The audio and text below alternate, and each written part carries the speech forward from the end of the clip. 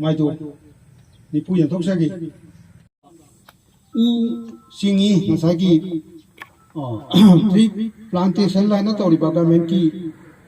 पांथोइबा theorem सिदा मनुंग संबा अदो उ ओइना पीरगदी क्लब सिंग लौंदबगी मोंग लापे याबा अदुगा उदुदा माइ पानबो ओरगदी लौनिंग लकदो अदुना मरम ओरकांदा आइना हैनौ गुंबा थाइबोंग कमला चंप्रा मंगे अदे कफोय सिन सिंबा सिंसाई सेमजबनी इसान सेमबा ngakतनी अतोपदगी लैरु खोलबो कसु लैते सागी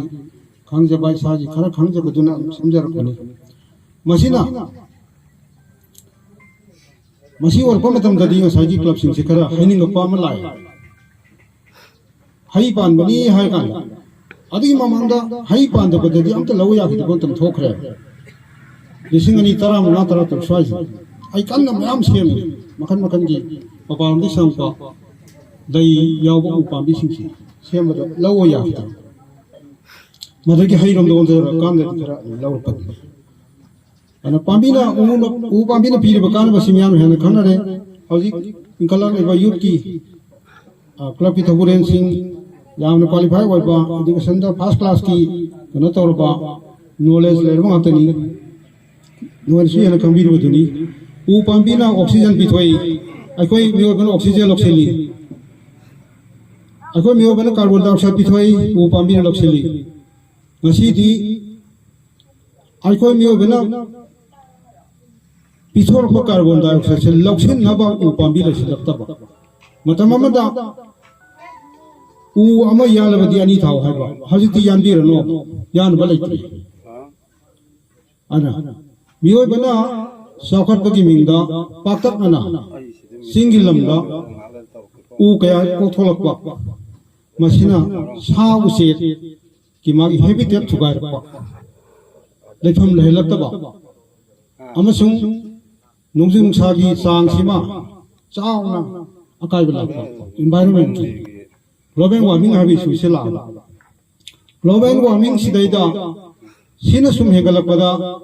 अखोई बिमे बन मतो क्रमदन खांग दुरि हाबसकी पांदम दुतने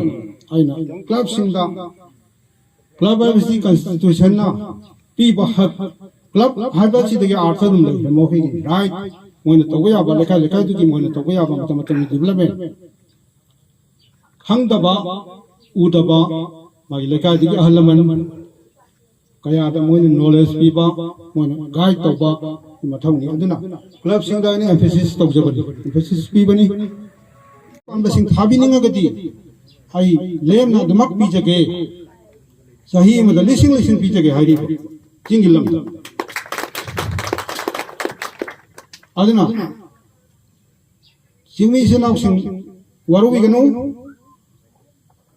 पोपी थाबंगतना अखोगी सेल लापनते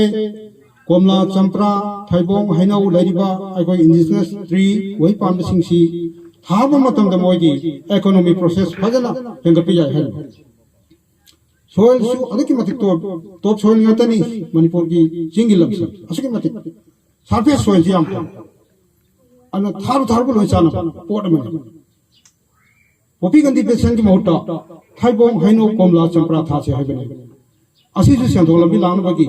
सोर सामने हाजिन जिंगी सेनाउसिन नि जिंगी सेनाउसिन नुसिबिरबदी अदुमक उचार थानबे वखलेरबदी आई लेम न उचार यंथोबगी से आई अदुमक आई हिंगी मकैदी आई कथोके हाबगी वखलदुनु